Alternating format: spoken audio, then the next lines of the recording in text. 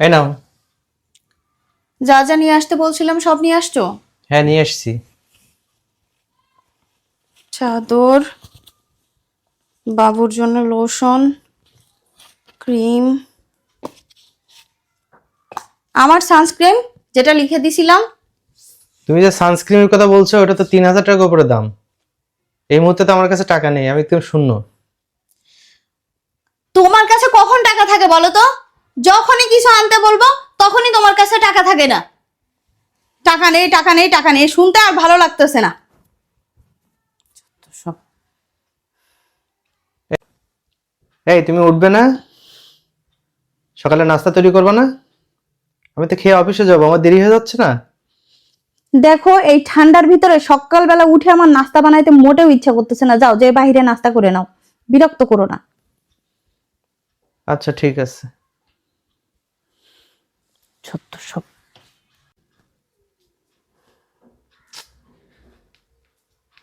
রাত 1টা বেজে গেল, এখনো বাসায় আসলো না। কি ব্যাপার, কি হলো? সারাদিন আমার ফোনও রিসিভ করলো না, একটা ফোনও দিল না, এখন ফোন বন্ধ পাচ্ছি। মানে কি, কোথায় গেল? ও তো আমাকে এভাবে একা ফেলে কোথাও থাকে না। বাবুর কথাও জিজ্ঞাসা করলো না সারাদিন। কি করব এখন? এত রাতে কোথায় খুঁজবো ওকে আমি? আমি কিচ্ছু বুঝতে পারছি না কি করব। দেখি, আম্মুকে একটা ফোন দেই।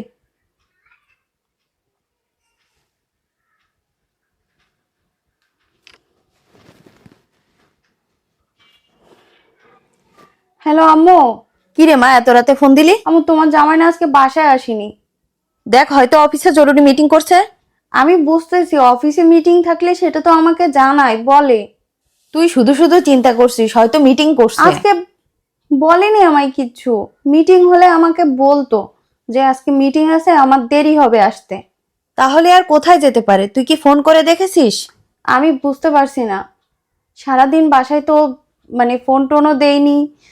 আমি ফোন দিলাম, রিসিভ করেনি, আর এখন হচ্ছে তার ফোনও বন্ধ। আমি বুঝতেছি না কোথায় গেছে, কি হয়েছে। আমার না ভীষণ টেনশন হচ্ছে আম্মু। আচ্ছা আচ্ছা, এত টেনশন করিস না। আগে বল, তোর সাথে কি কোনো ঝামেলা হয়েছে? গ্যাঞ্জাম করছিস জামাইয়ের সাথে? না, তার সাথে তো আমার তেমন কিছু হয়নি, বা কোনো কথা কাটাকাটি বা ঝগড়া এরকম কিছুই তো হয়নি। তাহলে? হ্যাঁ, ঝগড়া তো মাঝে হয়েছিল, আর এমনি। আর আর কি ঠিক কিছু হয়েছে? আমাকে বল আগে। না, গতকাল রাতে আমি ওকে একটা সানস্ক্রিন নিয়ে আসতে বলছিলাম আমার জন্য, তো বাকি জিনিসগুলো নিয়ে আসছিল, ওইটা নিয়ে আসি না, ওর জন্য আমি একটু রাগ করছিলাম। এই ছাড়া তো কিছু হয়নি। হ্যাঁ হ্যাঁ, জানি তো। ভুল করবি আবার বলবি কিচ্ছু হয়নি। জামাই নিশ্চয়ই রাগ করছে। হ্যাঁ, ও একটু আপসেট ছিল। আর সকালবেলা উঠে আমার বলছিল নাস্তা বানাই দিতে, আমি আর কি ঠান্ডার ভিতরে উঠি নাই নাস্তা বানানোর জন্য। উঠিসনি কেন? আমি তো বুঝতে পারি নাই আম্মু। বুঝতে পারিসনি মানে? কেন, তুই কি ছোট নাকি যে তুই এখনো কিছুই বুঝিস না? তোর স্বামী কিসে খুশি হয়, কিসে রাগ হয়, এগুলো তুই বুঝবি না?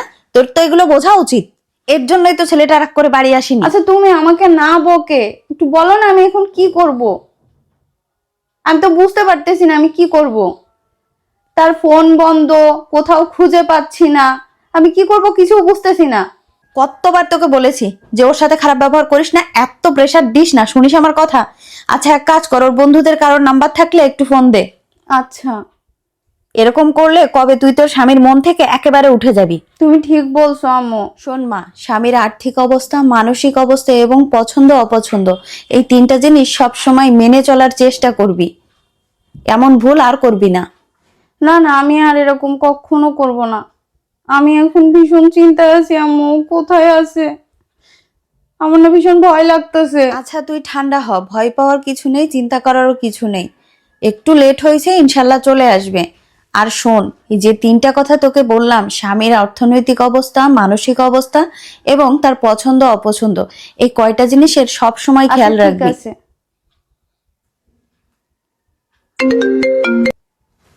হ্যালো। হ্যালো। হ্যাঁ, কোথায় তুমি? এখন কয়টা বাজে?